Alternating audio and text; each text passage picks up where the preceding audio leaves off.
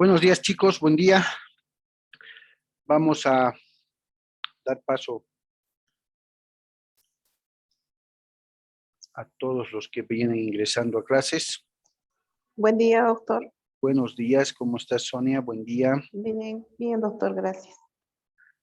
Qué bien, qué bien. Vamos a darles unos minutitos.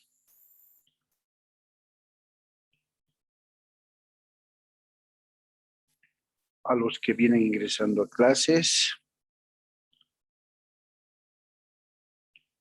Bien. ¿Cómo han estado? ¿Todo bien? Buenos días, Lice. Buenos días, ¿cómo están? Buen día, buen día. Bien, bien, gracias. ¿Cómo estás, Gabriela? Bien, doctor, ya mejor. Qué bien, me alegra mucho. Hay que cuidarse.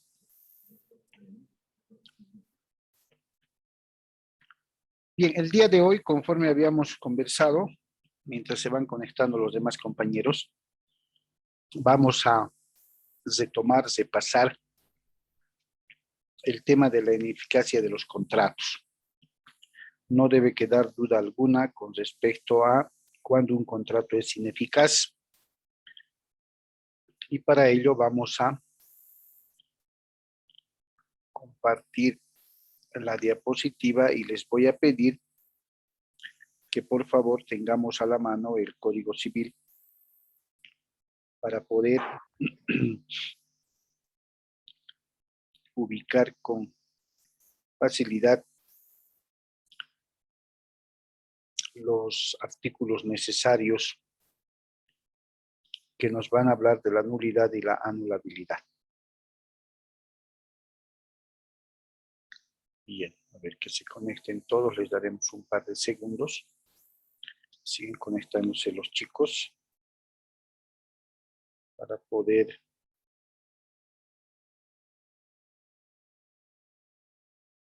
establecer. Aquí sigue y en su caso podemos establecer también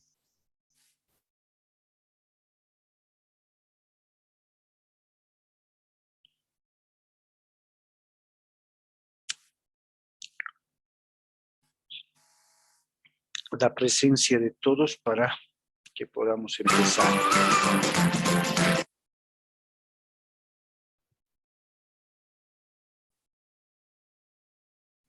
Y poder abordar el tema para que ninguno de los chicos se queden sin escuchar la explicación.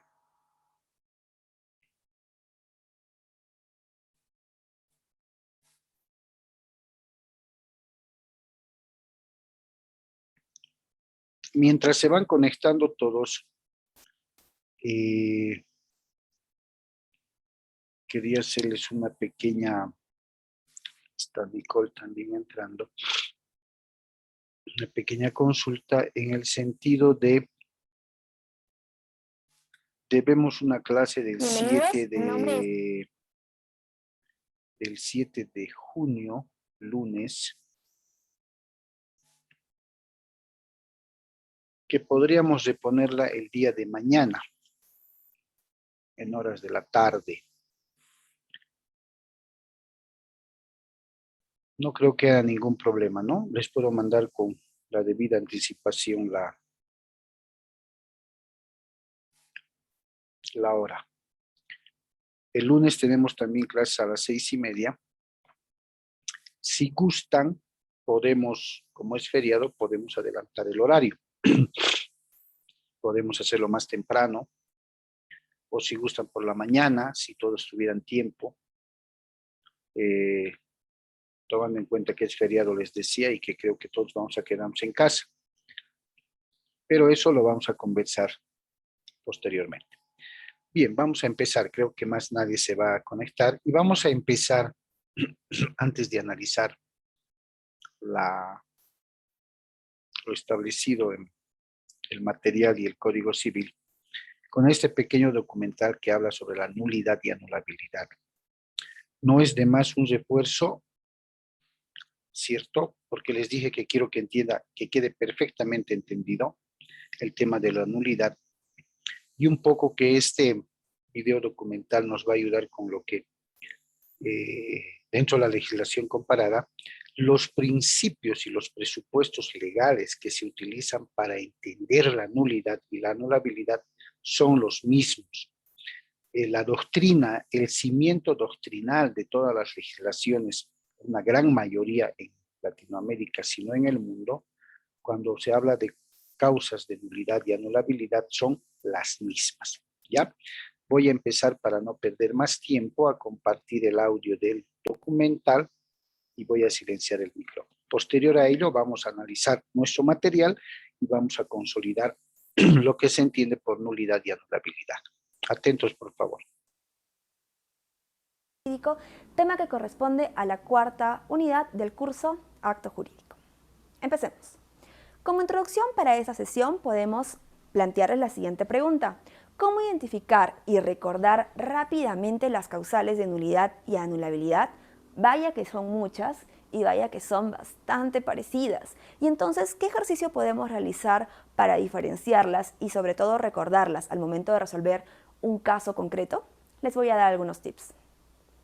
Como ideas previas debemos mencionar que todos los negocios jurídicos, cuando son celebrados conforme a ley, van a producir efectos jurídicos y por tanto son eficaces.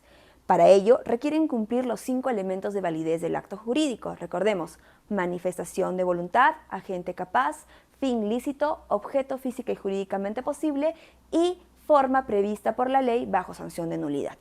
Cuando el acto jurídico cumple con todos estos requisitos o elementos de validez, va a producir sus efectos, creando, modificando, regulando o extinguiendo relaciones jurídicas. Eso es lo que quiere el derecho. ¿Con qué están relacionadas entonces las causales de nulidad y anulabilidad? Como les había mencionado, con estos mismos elementos esenciales del acto jurídico, también llamados elementos de validez, reconocidos en el artículo 140 de nuestro Código.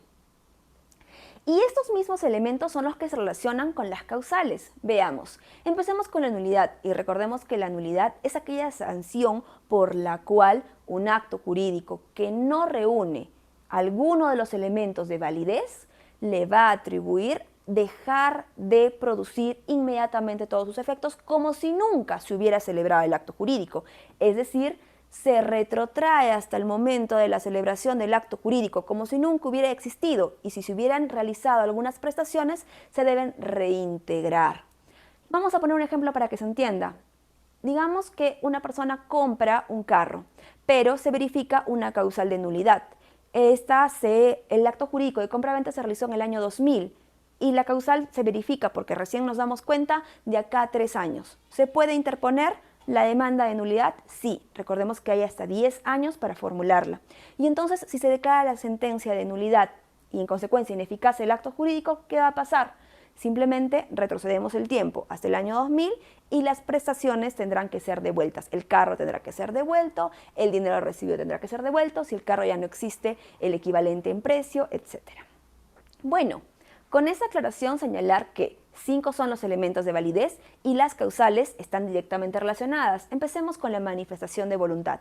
Primer elemento, falta de manifestación de voluntad. Evidentemente, si no hay manifestación, el acto es nulo. Segunda causal, simulación absoluta. Hemos dicho que cuando, por ejemplo, comprador y vendedor se ponen de acuerdo para realizar el acto jurídico, pero ninguna de las partes quieren alcanzar las consecuencias del mismo, este es simulado, no es real. Entonces, tenemos también una causal que afecta a la manifestación de voluntad. Segundo elemento, agente capaz, incapacidad absoluta. Fin lícito, causal, fin ilícito. Objeto física y jurídicamente posible, causal, objeto física y jurídicamente imposible. Y le añade uno más, o indeterminable. Forma prevista por la ley bajo sanción de nulidad, ausencia de esta forma. Recordemos que la forma puede ser probationem o solemnitatem. Hablamos de la ausencia de la forma solemnitatem. Por ejemplo, cuando la ley dice que la hipoteca tiene que ser redactada o celebrada en una escritura pública bajo sanción de nulidad, entonces si no se cumple con esta formalidad, el acto jurídico es nulo. ¿Otras causales existen además de las 6 ya mencionadas? Sí, tenemos además la nulidad virtual por la cual, conforme al artículo 5 del título preliminar de nuestro Código Civil, todo acto jurídico contrario al orden público y a las buenas costumbres es sancionado con esta ineficacia. También tenemos la nulidad expresa, por la cual es nulo el acto jurídico por mandato expreso de la ley. Y se acabó. Terminamos las causales de nulidad. Ahora hablemos de las de anulabilidad. También fácil relacionarlas. También están guardando relación con estos 5 elementos de validez. ¿Pero en qué medida? En la medida que la anulabilidad representa un vicio que afecta a cualquiera de estos elementos. Nulidad no es un vicio, es ausencia definitiva de uno de esos elementos. Anulabilidad, vicio que puede afectar a cualquiera de ellas, uno o más. Veamos. En relación a la manifestación de voluntad, puede afectarlo el vicio llamado error, dolo, violencia e intimidación. También la simulación relativa. En relación al agente capaz, puede afectarle el vicio de incapacidad de ejercicio restringida. Recordemos que el año pasado se modificaron las causales relacionadas a la capacidad de ejercicio absoluta y relativa, y que hoy en día a la incapacidad relativa se le denomina incapacidad de ejercicio restringida. Entonces hacemos referencia cuando el agente tiene alguna de las causales relacionadas, por ejemplo, a la edad entre 16 a 18 años, a ser pródigo, mal gestor, ebrio habitual, toxicómano. En tanto, la incapacidad absoluta hace referencia a que seas menor de 16 o 14 años, dependiendo del caso. ¿Tenemos más causales además de las ya mencionadas? Sí, también tenemos la anulabilidad expresa, que es por mandato de la ley cuando se sanciona a un acto como anulable. Y se acabó, no tenemos más causales. En pantalla podemos ver un cuadro que nos va a permitir sistematizar todo lo que acabamos de mencionar, atendiendo a los elementos del acto jurídico. Si tenemos al sujeto, el sujeto produce el elemento manifestación de voluntad. ¿Y qué se requiere con la manifestación de voluntad? Capacidad legal, capacidad natural, que esté sana sin vicios, que la intención sea verdadera, es decir, que el acto no sea simulado, que podría ser disimulado, pero siendo inválido por anulabilidad y la libertad. Bueno, recordemos que la manifestación de voluntad es eso, una voluntad exteriorizada, y la voluntad es discernimiento, intención y libertad. Por eso, para la capacidad legal tenemos una causal, que es la capacidad de ejercicio restringida y que es causal de anulabilidad. La capacidad natural, el discernimiento, tenemos la falta de manifestación sin discernimiento regulada en el artículo 219, inciso 1, causal de nulidad. Cuando la manifestación de voluntad está sana sin vicios, es válida, pero si tuviera vicios como el error y el dolo, es causal de anulabilidad, regulado en el artículo 221, inciso 2. Si la intención es verdadera, entonces la causal sería simulación absoluta porque afecta a este requisito y su sanción es la nulidad. Si el acto por el contrario es disimulado, la causal sería simulación relativa regulada en el 221, inciso 3. Si se afecta a la libertad como elemento de la voluntad, tenemos la violencia física e intimidación y la causal es anulabilidad como un vicio regulado en el artículo 221, inciso 2. Si el objeto, ahora hablemos de este presupuesto que tiene dos elementos, la causa y la forma, afectan los siguientes requisitos. Estas causales encontraremos lo siguiente. En ilicitud, la causal es ilicitud, o sea, ausencia de una norma que permita ese tipo de actos, regulado como sanción de nulidad en el 219, inciso 4. Si la causa es conforme al orden público y las buenas costumbres, es válido, pero si no se presenta este requisito, entonces la sanción será la nulidad contemplado en el artículo 5 del título preliminar del Código Civil. La causa, o sea, el objeto también debe ser posible física y jurídicamente. Si no lo fuera, sancionado con nulidad, artículo 219, inciso 3. Si el objeto no está determinado o no llega a ser determinable, sanción de nulidad, artículo 219, inciso 3 también. Y finalmente, respecto a la forma, si la forma no es solemne, porque así lo manda el Código, y no se cumple esta situación, entonces se sancionará con nulidad del 219, inciso 6. Lo que hemos mencionado y puede parecer un juego de palabras, adquiere un sentido práctico cuando vemos en casos concretos. Veamos. Roberto vende una propiedad de 250 metros cuadrados a favor de Víctor y su cónyuge y lo hace mediante escritura pública de fecha 29 de diciembre del 2017. Sin embargo, sucede que Carlos una tercera persona, alega ser propietario de una porción, una pequeña parte de este terreno más grande, de solo 100 metros cuadrados, adquirido mediante un contrato privado de compra-venta de fecha anterior a la venta. Carlos, quien compra este pequeño terreno de 100 metros, acude a su consulta y le pregunta, ¿qué puedo hacer? ¿Se puede declarar la nulidad de todo el acto jurídico? Al declararse la nulidad de todo el acto jurídico, de forma automática se va a declarar la nulidad de la escritura pública. Bien, analicemos entonces paso por paso. En primer lugar, cuando Roberto, que es el propietario de todo el inmueble, vende a favor de una persona todo el inmueble, él tendría que ser consciente de que sigue siendo propietario de todo el inmueble.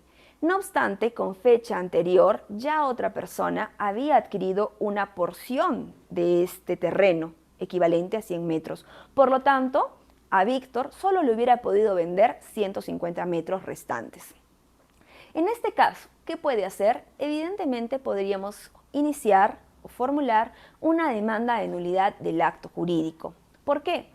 Porque Roberto no era propietario y al no ser propietario tenemos alguna de las causales de nulidad que se ha materializado. ¿En cuál?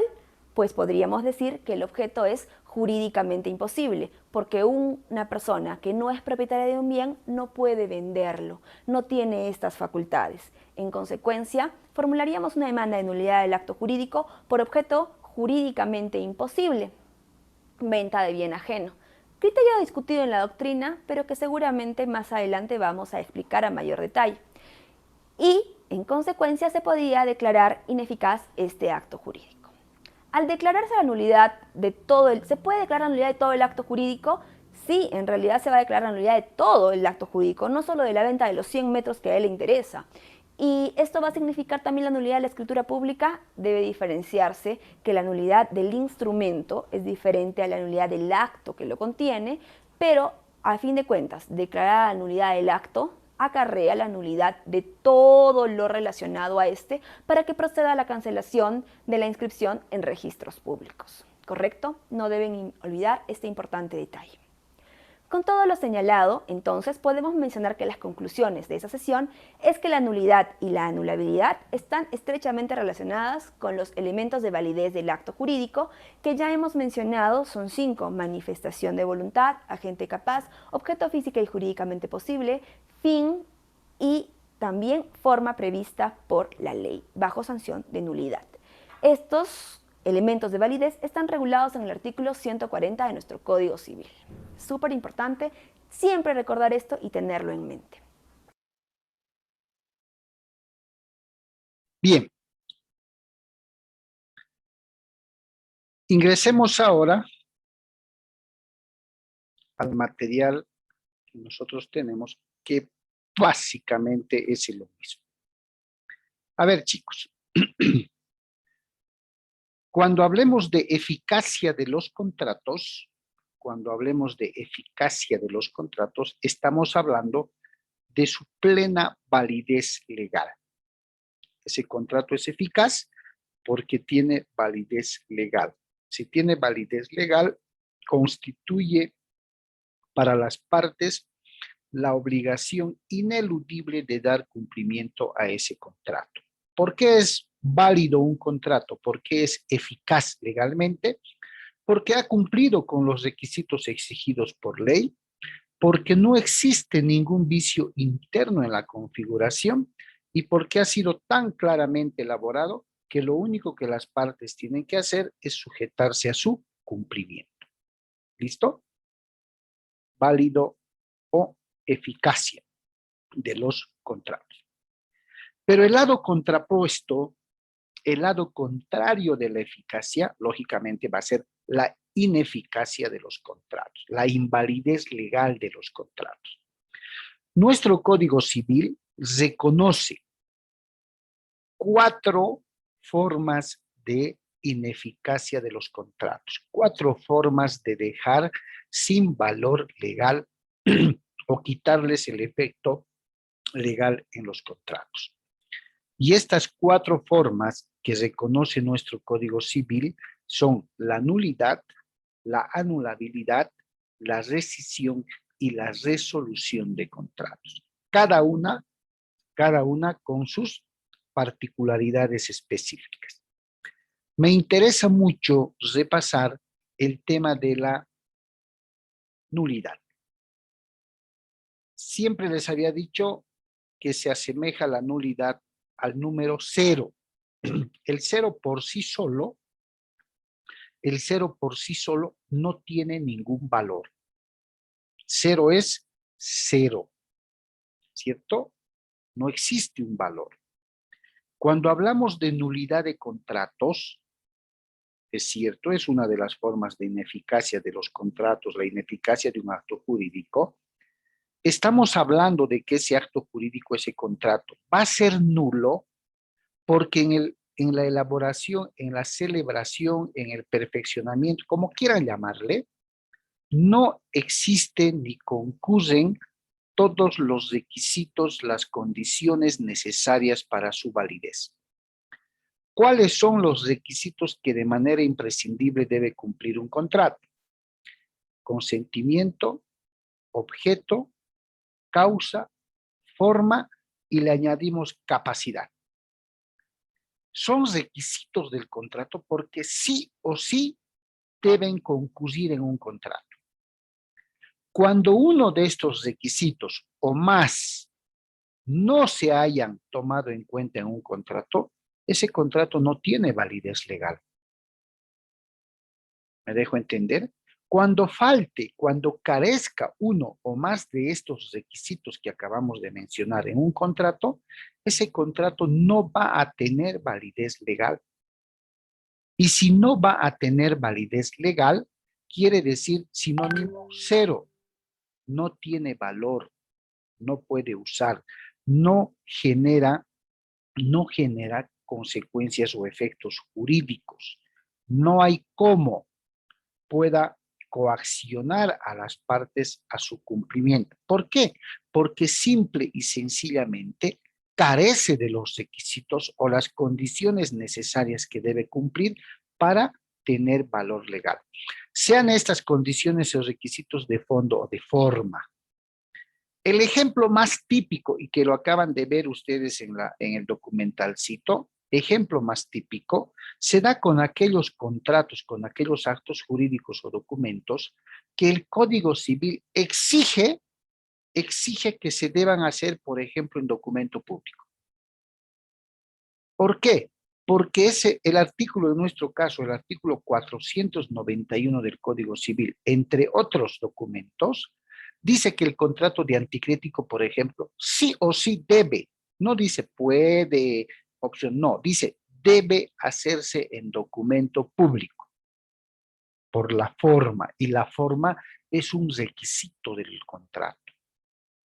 Cuando no se respeta este requisito de forma en el contrato de anticrético que nos exige que deba hacerse en documento público, ese contrato va a ser nulo.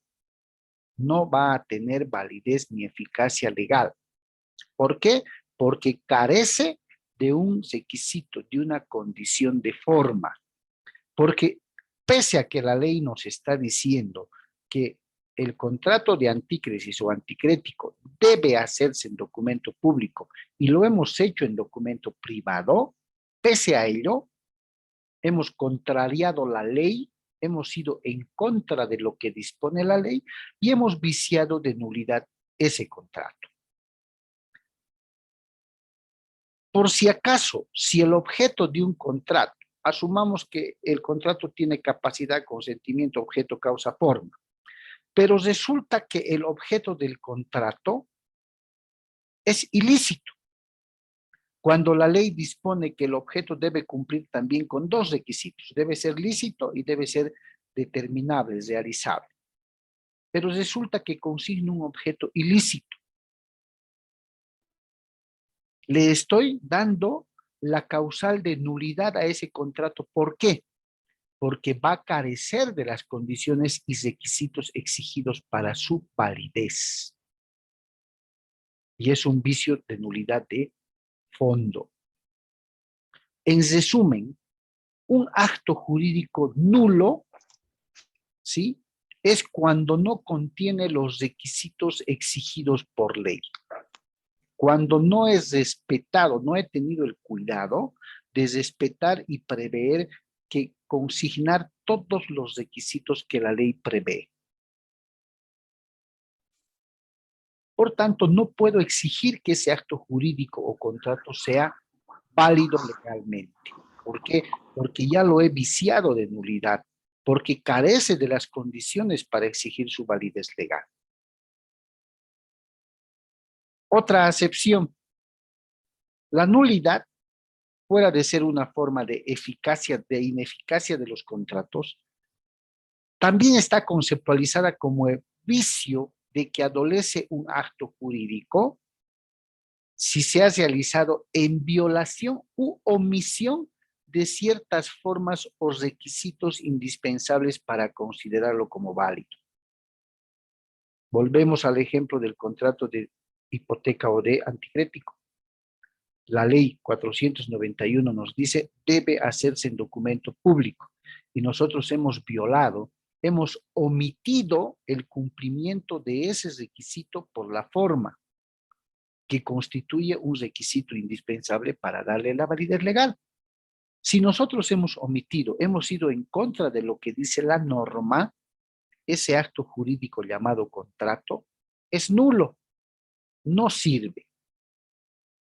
Por tanto, cuando hable de nulidad, voy a tener la idea de que primero la nulidad es una forma, es un medio de ineficacia de los contratos cuando estos carezcan o no guarden las condiciones o requisitos necesarios para declararlos válidos. Esa es la nulidad. Debe faltar un requisito o debo haber ido u omitido en contra de los requisitos que dice la norma. Y cuando hable de nulidad, estoy hablando de cero. No hay valor legal. Los efectos, ¿qué quiere decir? He firmado un documento, un contrato, que desde un inicio no contenía algún requisito exigido por ley.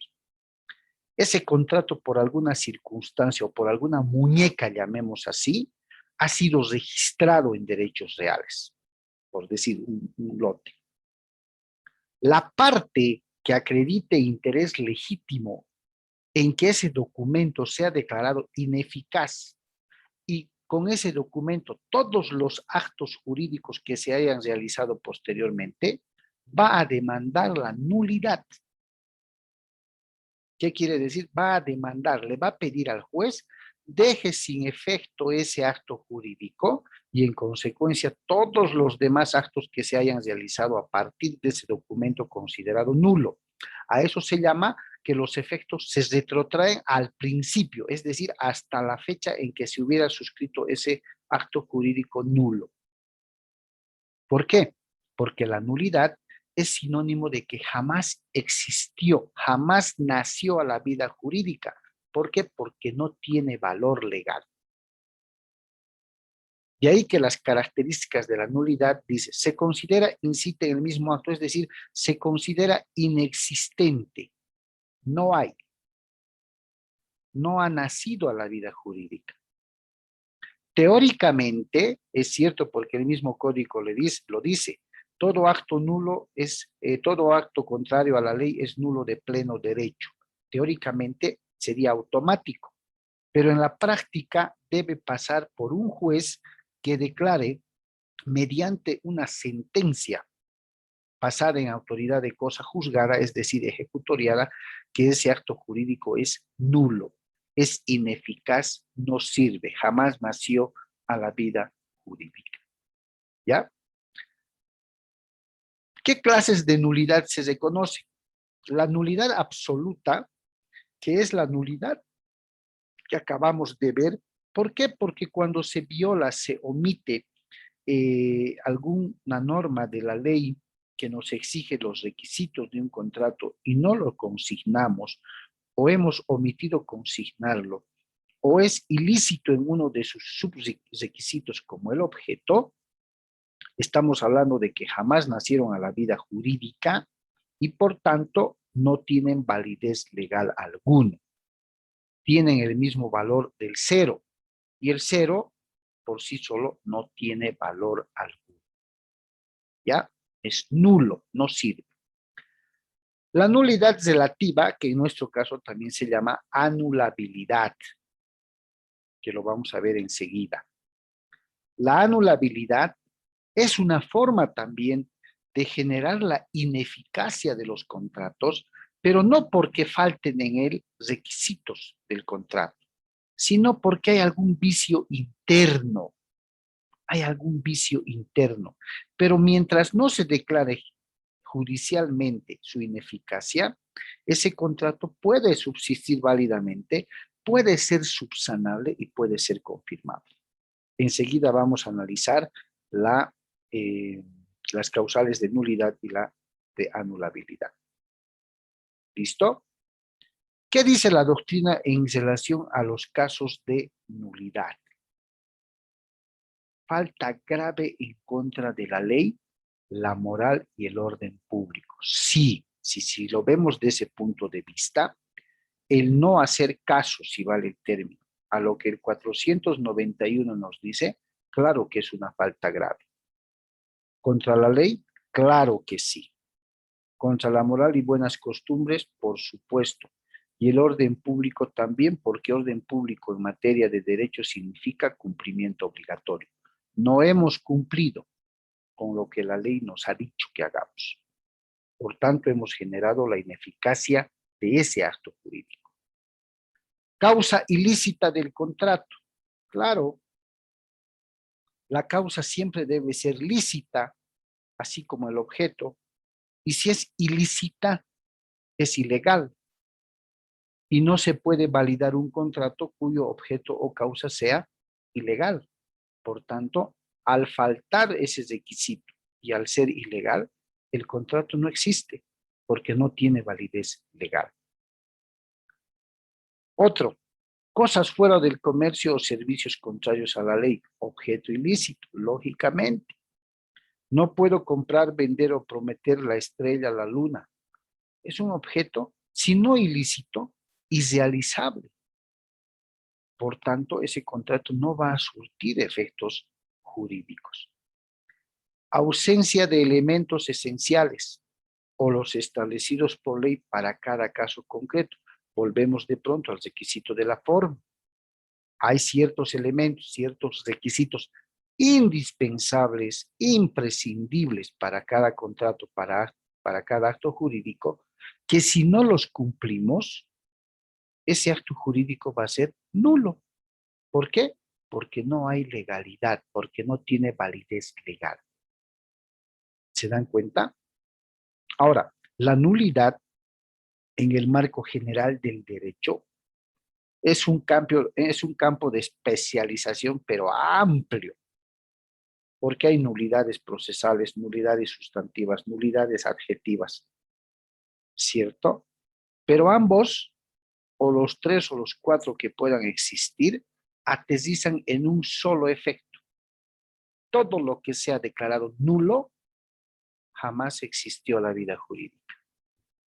Jamás tuvo validez legal. ¿Por qué? Porque es nulo. Es cero. ¿Ya? Es cero. Eso quiero que entendamos. Bien. Veamos la diferencia con la anulabilidad, también llamada nulidad relativa. ¿Ok? Bien. Un contrato es anulable cuando concurriendo todos los requisitos esenciales, es decir, hemos hecho el contrato cumpliendo con todos los requisitos, pero adolece internamente de un vicio que le puede invalidar. Existen los requisitos, hay consentimiento, objeto, causa, forma, capacidad. Concurren en este contrato los requisitos, hemos cumplido con los requisitos, pero internamente hay un vicio. Hay algo ahí que podría en algún momento invalidar, pero hay los requisitos. Los actos anulables son válidos mientras no se declare su nulidad, su ineficacia. De ahí que la anulabilidad se llama también nulidad relativa. Por tanto, Habíamos hecho el ejemplo de que un esposo vende por sí solo el inmueble, le observan en derechos reales, pero se subsana con un documento complementario, con un contrato complementario, donde la esposa dé su aceptación. Por tanto, se confirma el contrato y con esa subsanación es totalmente legal, totalmente eficaz. La diferencia con la nulidad es que en la nulidad no van a concurrir en el contrato los requisitos, se va a omitir o van a carecer de algunos requisitos esenciales. En cambio, en la anulabilidad concurren, se respetan los requisitos que dice la ley, pero hay un vicio que podría invalidarlo, pero ese vicio puede ser subsanable, por tanto se puede confirmar el contrato, ¿cierto? Esa es la diferencia con la nulidad, por lo que la nulidad no puede conceptualizarse como si tuviera valor cero, ¿cierto? ¿Por qué? Porque es un acto jurídico, es un contrato en el que van todos los requisitos, pero hay un vicio interno, y aquí están los casos doctrinales. Puede haber algún vicio en el consentimiento, de pronto algún error, dolo, violencia que puede viciar, pero el Código Civil divide de forma específica qué vicios del consentimiento generan la nulidad de un contrato y qué vicios generan la anulabilidad. Por eso les decía, enseguida lo vamos a ver. Puede haber algún vicio derivado de la capacidad de los contratantes. Estaba drogado, estaba borracho, pero era capaz jurídicamente. Vamos a ver. Contratos realizados por uno de los cónyuges sin consentimiento del otro es el ejemplo que lo hemos visto, ¿cierto? Es el ejemplo que lo hemos visto. Contratos en los que exista falsedad en la causa. Disfrazar un contrato de trabajo con uno de obra. Estoy disfrazando. Estoy citando el requisito, es cierto, pero estoy disfrazándolo, que si no lo subsano y confirmo, podría ser anulable ese contrato. ¿Se dan cuenta? Las consecuencias jurídicas son, llamemos así, menores a las de la nulidad. La nulidad, sinónimo de cero, no existió. La anulabilidad se puede confirmar, se puede subsanar. ¿Sí? Eso en relación a la nulidad y anulabilidad. ¿Ok? ¿Alguien tiene alguna duda hasta acá?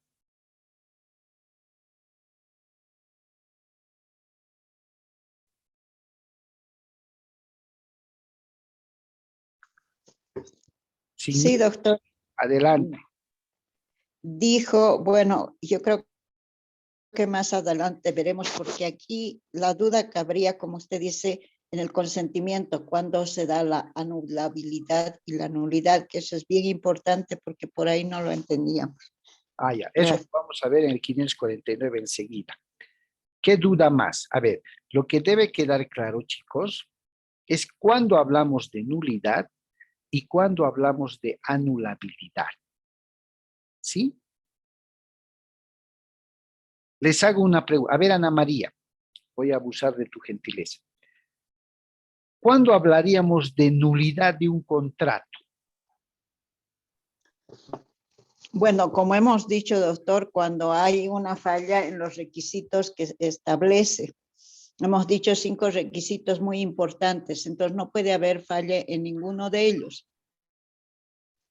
Muy bien, Hemos hablado de la capacidad, consentimiento, el objeto, la forma y la causa. muy bien. Cuando uno de estos requisitos no concurran en un contrato, ¿es nulo o es anulable? Doctor, esto sería nulo de hecho, ¿no? Muy Y también de derecho, ¿puede ser? claro que sí. De hecho, Nulo de derecho, ¿no ve? derecho. ¿Por qué? Porque no estamos cumpliendo con los requisitos exigidos por ley. ¿Se dan cuenta? Entonces, en esa hermenéutica hay que diferenciar lo que es nulo y lo que es anulable. A ver, estamos llegando al finalizar la primera sesión, chicos. 2 segundos, denme que les vuelvo a pasar el link, ¿ok?